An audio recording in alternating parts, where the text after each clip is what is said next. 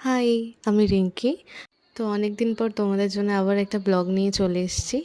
আর এই দিন আমাদের একটা বিয়েবাড়ি ছিল। বিয়েবাড়ি বলাটা ভুল হবে, ওই দিন ছিল রিসেপশন পার্টি। তো যাই হোক, আমি সকাল সকাল উঠে দেখো বিছনাটা আমার একদম ক্লিন করে নিয়েছি। তারপর ফেসে একটা এই প্যাকটা মেখেছিলাম।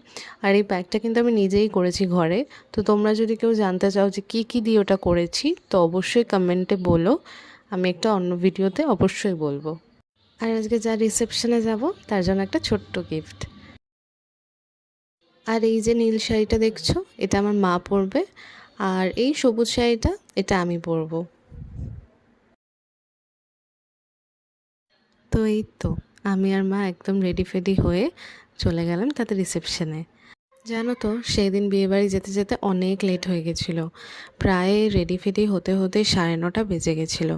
তখন আর গিয়ে কী স্টার্টার খাবো বলো তো। তাও টুকিটাকি নিয়ে আমি আর মা দুজন মিলে খেয়েছি। বেশ ভালোই হয়েছিল। আর আমার মাকে কত মিষ্টি লাগছে, তাই না? তারপর এই তো আমরা খেতেও বসে পড়েছি। কিন্তু ওই যে বললাম, পেটে একদম খিদে নেই। ওই অতগুলো স্টার্টার ফাটার খেয়ে আর খেতে ইচ্ছা করছিল না। তাও একটু সব অল্প অল্প করে নিয়ে টেস্ট করেছি। ভীষণ ভালো হয়েছিল প্রত্যেকটা খাবার। তো এই তো, ডিনারও কমপ্লিট আর এখন আমরা যাচ্ছি বাড়ি। তো বাই সবাইকে।